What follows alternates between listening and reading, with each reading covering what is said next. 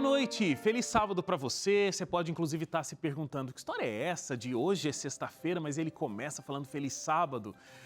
Eu estou te recebendo assim porque os adventistas do sétimo dia, creem que cada dia começa depois do pôr do sol desse dia anterior, E o sábado tem um sentido especial para a gente. Por isso a gente deseja um feliz sábado agora, depois do pôr do sol da sexta-feira. E eu aqui desejo de todo o coração que esse sábado seja muito abençoado com a presença de Deus, que você recarregue as forças, esteja mais perto da sua família e também leve o amor de Jesus a outros que precisam desse conforto e precisam de esperança. Agora, se você ainda tem dúvidas sobre isso, sobre a santidade do sábado, sobre ele ser um dia separado por Deus, e porque ele deve ser observado com maior carinho e devoção, eu quero te ajudar a compreender essas verdades através desse estudo aqui, O Sábado da Criação. Aqui tem explicações muito profundas, com base bíblica e, acima de tudo, você será guiado pelo Espírito Santo para entender e guardar esse santo dia também. Longe do trabalho diário e das preocupações, obedecer a Deus é o único caminho para a felicidade eterna. Então peça já esse estudo pelo 0 Operadora 12 2127 3121. 0 Operadora 12 2127 3121 ou pelo WhatsApp 12 98244 0077. 12 98244 0077. E aí o pessoal da Escola Bíblica vai enviar sem custo algum para sua casa. Estude, compartilhe a palavra de Deus com aqueles que estão aí ao seu redor. Agora deixa eu te falar um pouco do Felipe Neri, meu convidado de hoje. Ele conheceu a palavra de Deus desde muito pequeno, mas o relacionamento com Jesus não foi tão profundo, a ponto dele conseguir resistir às más influências na época da faculdade. O Felipe se afundou nas drogas, viveu uma vida miserável, até que um dia ele despertou desse pesadelo e decidiu receber ajuda para voltar à casa do pai como um verdadeiro filho pródigo. Teve um recomeço ainda muito especial, já que ele decidiu dedicar a vida para ser pastor e cuidar de todos onde for. Então, logo depois do intervalo, eu te espero aqui no Identidade. Até já!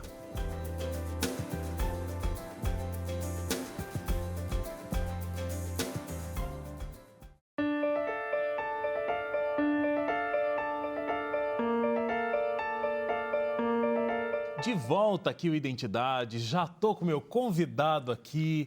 Sim. Como é que você tá? Tudo bem? Tudo bem, graças a Deus. Pelo que eu entendi da tua história, aquilo que a Bíblia diz assim, ensina a criança no que ela deve andar e jamais ela vai se esquecer dele, você teve Sim. todo esse princípio religioso. Você não conheceu seu pai e teve uma participação muito grande dos seus avós, inclusive na tua criação, junto com a tua mãe. Deram muito do que você é hoje, a tua educação e tudo mais. Me fala um pouco dessa infância, quem era Deus para você naquele período? Então, eu nasci numa cidade, quando eu nasci, era pequena, uma cidade muito pequena, no noroeste de Minas Gerais, que se chama Paracatu, a uns 250 quilômetros de Brasília. A minha mãe, ela, infelizmente, não tinha condições físicas, nem emocionais, nem financeiras para poder me manter, Então, eu tive o privilégio de ser educado pelos meus avós.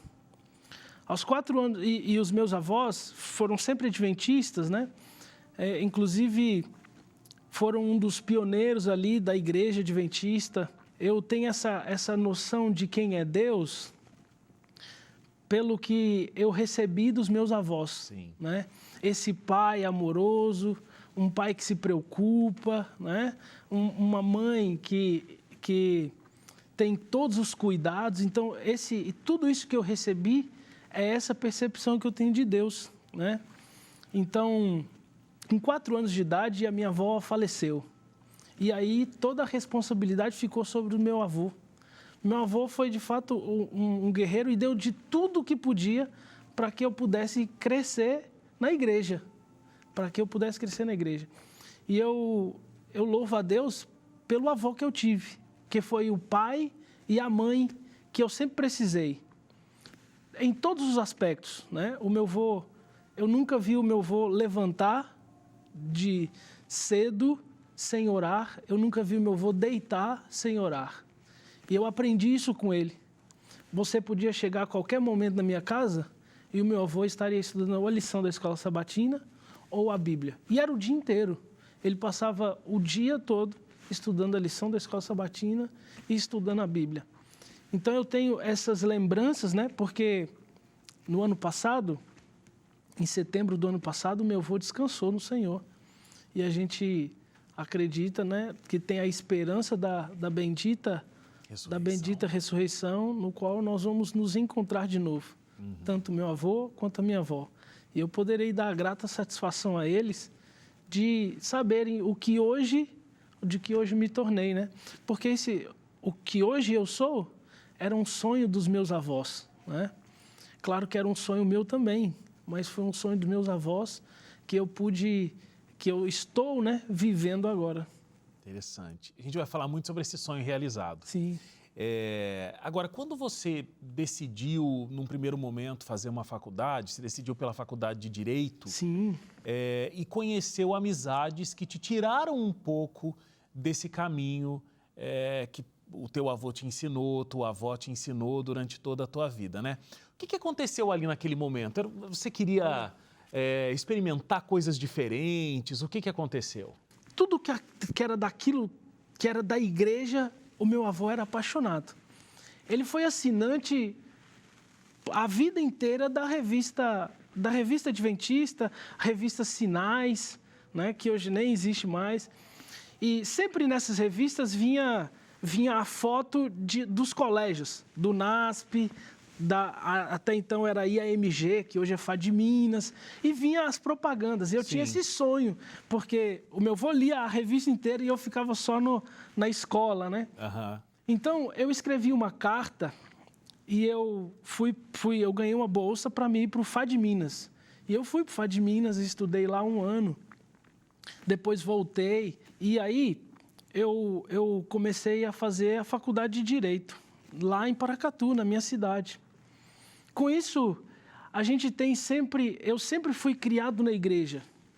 Os meus primos, eles saíam para as festas, mas meu avô não deixava eu ir, não. Eu tinha que ir para a igreja. Era sábado de manhã, eu jogava bola num time, então eu saía de manhã bem cedinho para ir para o campo jogar bola. Quando era mais ou menos umas 8 horas da manhã, estava lá meu avô me chamando porque eu tinha que ir para a igreja. Nessa faculdade, eu acabei vendo possibilidades de ir para o mundo. E eu me lembro que era carnaval do ano de 2008. Eu estava no primeiro ano de Direito. Eu estava muito feliz. Era aquilo que eu queria, né? Eu tenho um tio, que ele é advogado lá em Paracatu, que é o Dr. Francisco. É um espelho para mim. É um homem de muita integridade, sempre foi o ancião da igreja. Aí tudo que tinha da igreja, ele estava envolvido e eu queria ser igual a ele. Uhum. E aí eu escolhi fazer Direito por causa do meu tio. E aí, só que eu vi ali no meio dos amigos da faculdade uma oportunidade para conhecer também o mundo. E eu me deixei ser influenciado. E quando eu me deixei ser influenciado, eu acabei saindo da igreja, e isso não foi de uma vez, sabe? Foi gradativo, Foi né? gradativo, eu fui saindo da igreja aos poucos. Agora, você foi muito profundo, né? No esquema das drogas, no esquema das bebidas, talvez até os teus colegas que te influenciaram pegavam mais leve do que você em algum momento ali dessa tua jornada, né? Eu sou muito intenso, sabe? Há um sentimento de tristeza e vergonha pelo fato de ter passado por isso. Algo que eu não precisava passar, perder a inocência que não precisava ter perdido naquele momento, né? Ter tido experiências ruins que eu não precisava ter vivido. Então, eu me lembro que era carnaval do ano de 2008. A igreja tinha decidido não fazer um acampamento, porque sempre tínhamos acampamentos, né? Mas naquele ano eu não tive acampamento. E eu estava tão envolvido com os amigos da faculdade que eu acabei me envolvendo e participando daquele carnaval daquele ano. Foi quando, pela primeira vez, eu tive contato com drogas. E a droga é progressiva. Uhum. Eu comecei cheirando cocaína e depois Eu tinha algo comigo que eu ainda era desbravador, eu ainda era um comportor, eu ainda era um adventista. Eu não podia continuar naquela vida, mas eu fui de tal maneira que eu cheguei a usar o crack.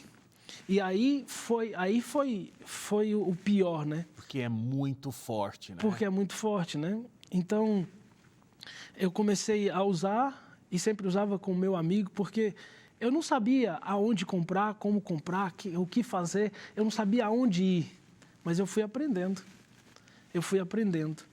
E com isso, eu passava dias dentro de um quarto trancado, só usando drogas. Dias e dias. Só bebendo água e usando droga. Não queria saber de mais nada. E a sua família sabia como encaravam esse momento que você estava vivendo da tua vida? Eu me lembro de uma vez, e como eu já te disse, o meu avô sempre foi o esteio de casa. E eu me emociono porque eu nunca vi o meu avô acordar sem orar. Eu nunca vi o meu avô deitar sem ajoelhar ao pé da cama. E sempre que ajoelhava, orava por todos os filhos, por toda a família.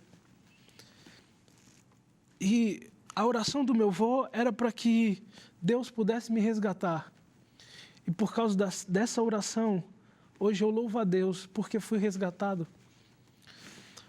Um dia era madrugada, eu estava há muito tempo já, eu saía do meu quarto, comprava droga, voltava para o quarto e ficava usando. Mas eu tinha certeza que o meu avô sempre estava orando. E por causa disso, talvez eu não tive problemas, né?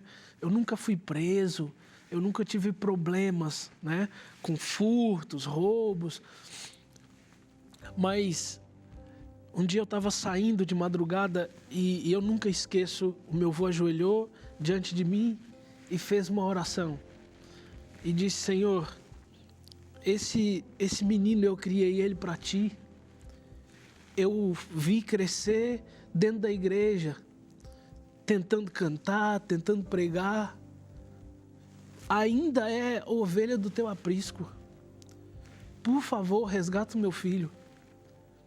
Meu avô se levantou e foi deitar tranquilo, porque sabia que eu estava sobre as mãos do Senhor. Eu saí, mas eu estava dentro de um vício, eu estava preso agora ao pecado e eu não conseguia mais sair. Eu até tentei, mas é como Paulo diz, né? A nossa luta não é contra a carne. Com certeza. A nossa luta é espiritual.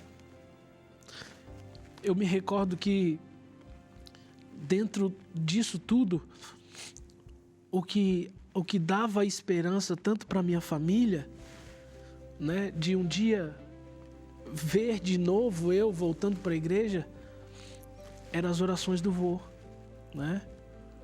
O meu vô nunca se cansou, nunca perdeu a paciência, sempre teve o mesmo cuidado, longe de Deus ou perto de Deus, sempre. Por isso eu te disse que a imagem que eu tenho de Deus é essa do meu avô. Sempre paciente, misericordioso, tratando com amor. E realmente eu precisava voltar para Deus.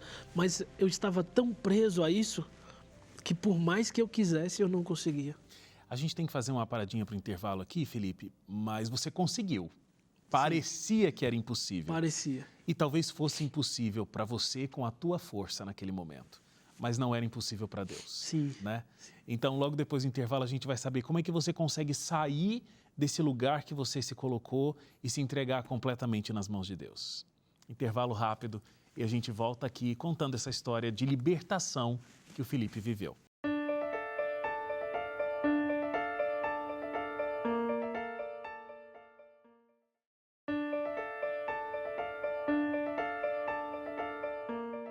Estamos de volta aqui com a história do Felipe.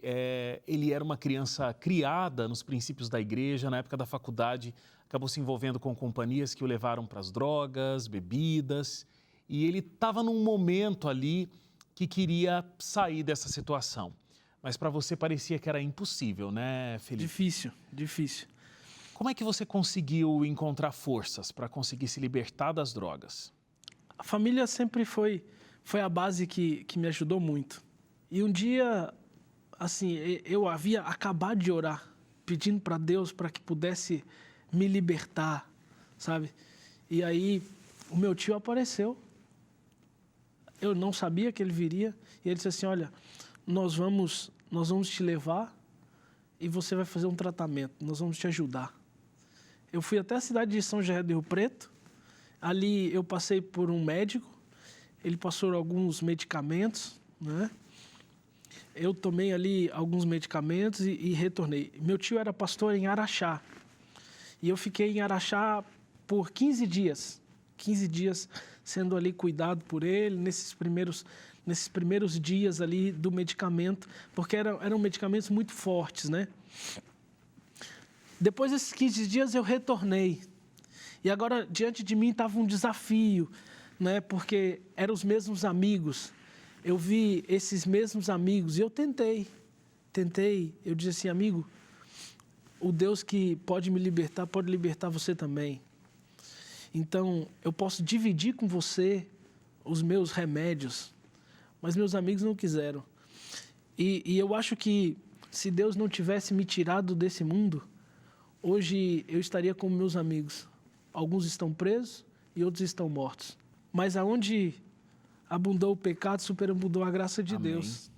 Não é? E você, Felipe, falou que se espelhava muito, né, naquele advogado, e por isso foi escolher a advocacia. Eu imagino que o teu tio, que contribuiu tanto, ali foi um espelho para você também, Sim. no desejo de se tornar um pastor como ele. Sim, sim. Eu falei, Senhor, eu não quero mais viver isso.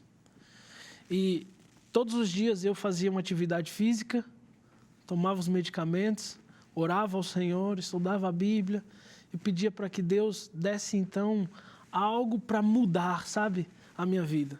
E eu orava intensamente para isso, para que Deus pudesse me dar algo para mudar a minha vida. E tem algo na igreja que eu sou eternamente grato. Eu sou apaixonado, sabe? Que é a comportagem. Eu estava orando, pedindo a Deus, clamando o Espírito Santo para que pudesse me dar algo para que eu pudesse ser liberto.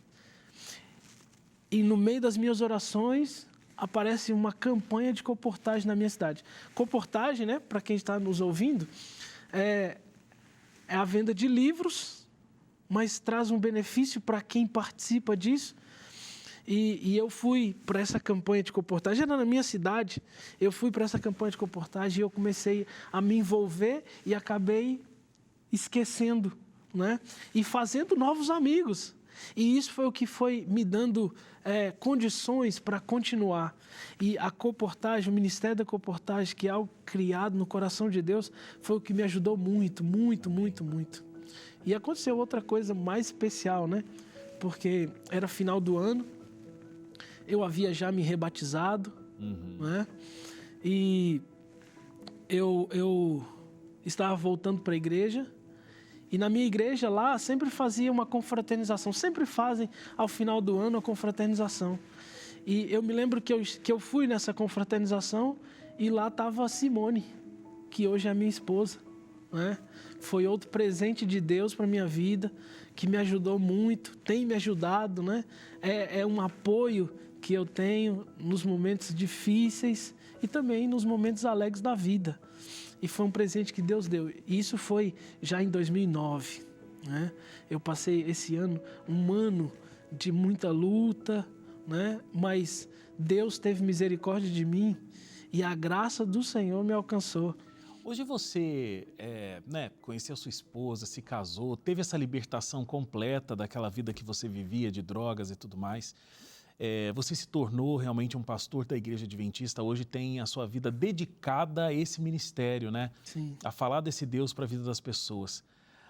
Olhando para onde você estava ali naquele momento da faculdade de Direito e para onde Deus te colocou fazendo o trabalho que você faz hoje, como é que você vê esse percurso e a bênção que a tua vida é hoje, tanto para você mesmo, quanto na vida de outras pessoas? A gente acha que a gente tem planos melhores, né? Mas Deus tem planos melhores que o nosso, né? Aonde que a nossa mente finita não é capaz de compreender o imenso amor de Deus por nós.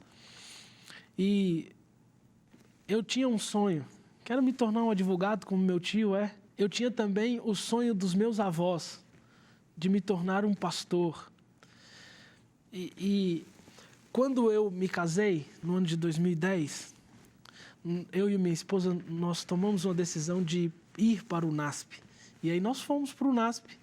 E nós ficamos ali até o ano de 2012. Só que aí a gente tinha poucos recursos, né?